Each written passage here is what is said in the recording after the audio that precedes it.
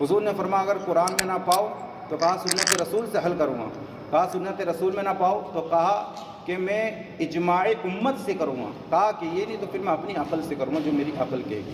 تو شریعت کے مسائل میں اجماع کا باقاعدہ ایک دخل ہے، اور سارے صحابہ کا اس بات پر اجماع ہے کہ سب سے پہلے خلیفہ حضرت ابو بکر صدیق رہے، اور اسی کو حضرت جلیل القدر حنفی محدث حضرت امام ابو جعفر احمد بن محمد طحاوی شریف بڑی زبردست کتاب ہے، ارشاد فرماتے وَنُثَبِّتُ الْخِلَافَةَ بعد رسول اللہ صلی اللہ علیہ وسلم اولا لابی بکر صدیق رضی اللہ تعالی عنہ تفضیلا لہ وتقدیما علی جمیع الامہ ثم لعمر بن خطاب ثم لعثمان رضی اللہ تعالیٰ عنہ ثم لعلی بن ابی طالب۔ اس کا ترجمہ یہ ہے کہ ہم رسول اللہ صلی اللہ علیہ وسلم کے بعد سب سے پہلے حضرت ابو بکر صدیق کی خلافت ثابت کرتے ہیں، اس وجہ سے کہ آپ کو تمام امت پر افضلیت حاصل ہے۔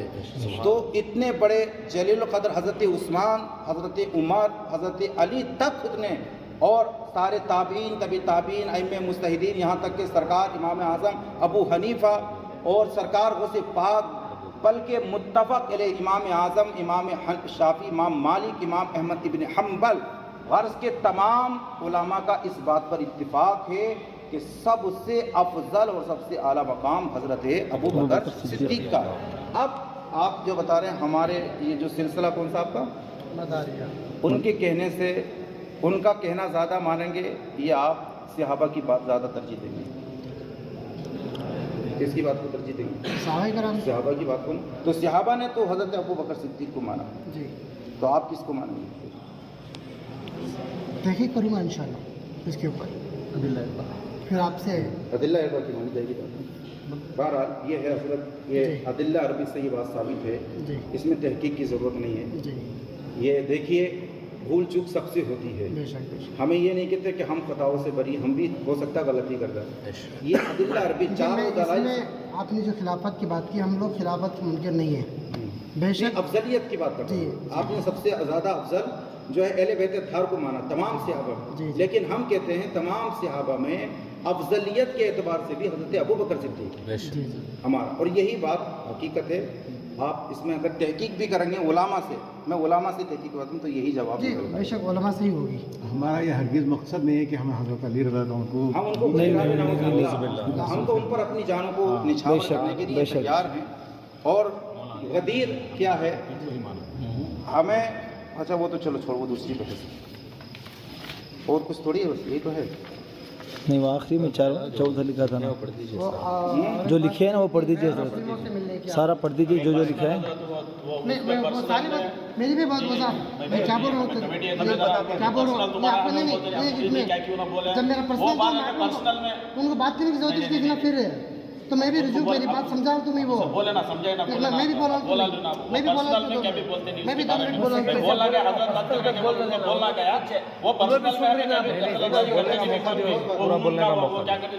ہر مسئلے پہ بولنے کا موقع دے۔ جی آپ کیا کہہ رہے تھے؟ میں یہ بول رہا تھا، ہمارے عزیز دوست نے یہ کہا کہ غیر مسلموں سے ہمیں ملتے ہیں فلاں فلاں فلاں فلاں۔ الحمدللہ میں اپنے بات کو فخر سے کہتا ہوں، میری جو صحبت میں جو ہندو لوگ ہیں اس میں میں نے اب تک کم از کم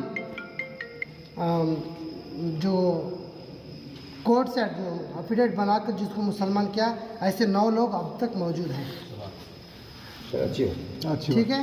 اور میرا جو تعلق ہے اگھوریوں سے بھی ہے، بڑے بڑے مٹھا کے سوامیوں سے بھی ہے، سب سے ہے، کیونکہ میں ایک سوشل ورکر ہوں، ہمارے پروگراموں میں ان کو بھی بلواتا ہوں۔ مطلب یہ ہے کہ سرکار کی شان جو ہندوستان میں جو پروگرام چل رہے ہیں اس میں ایکتاپن کی پیغام کو بتانے کا اس میں مقصد ہے۔ دوسرا یہ نہیں کہ میں غیر مسلم کے تہوار میں جا کے ان کو بدھائی دے رہا ہوں، مورتیوں پہ ہار پھول چڑھا رہا ہوں، ایسا کچھ نہیں۔ آپ ایسے کوئی بھی ایک ویڈیو میرا آپ کو نہیں ملے گا۔ آپ یہ تو ہندوستان ہے جی، اور وہ امیر المومنین کی بات آپ نے کی تھی، صحابہ مومن ہو سکتے ہیں لیکن امیر تو المومنین اس میں نہیں میں ہو سکتے۔ یہ امیر شام کی بات کر رہا تھا اس معاملے میں۔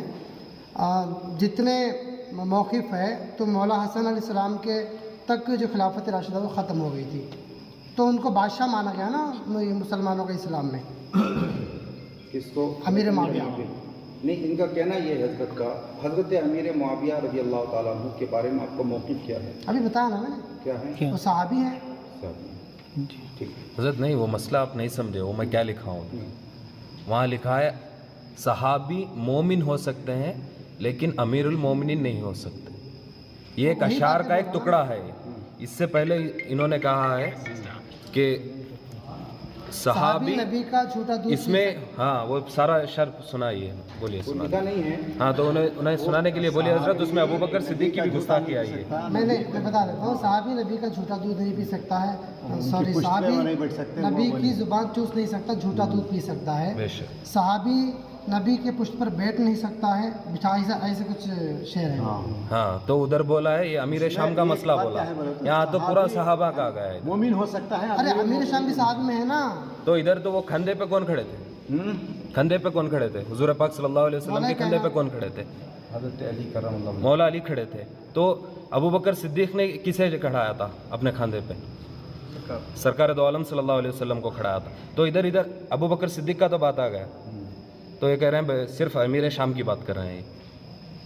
इसके बारे में क्या कहना? नहीं, बस वो अहले बैत की शान में है। नहीं, इधर तो पकड़ आ गई, इसमें ना इसमें ना अबू बकर सिद्दीक तो इधर आ गया है ना, खुला हुआ अशारी है ना उधर। मेरे जितने वीडियोस हैं, जितने मैंने उसमें गुफ्तगू की है, ये सारी गुफ्तगू चंद लोग हैं, पता नहीं कौन है, वो फेक अकाउंट बना के मुझसे बहस करते रहते हैं, बेकार के मैसेज करते हैं, तो मैं उनका जवाब देने के लिए वो वीडियो बनाता हूँ। इसमें ना हज़रत अबू बकर की तौहीन है, ना हज़रत उमर की, ना हज़रत उस्मान की, ना दीगर सहाबा की। नहीं हजरत, ये मैं इनसे राज़ी नहीं हूँ ये बात से। ये पूरा अशार पढ़ने बोलिए इन्हें, अभी सभी के सामने पढ़ने लिए। क्या वीडियो है ना, डालो वीडियो। नहीं आप बोलिए, वीडियो नहीं उनके मुंह से बोलेंगे तब मालूम होता है जो अमीर शाम का मसला है या कुल सहाबा का है।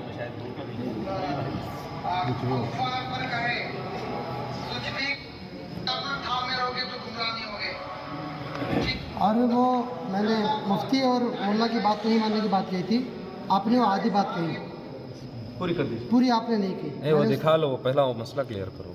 मैंने उसमें ये कहा है कि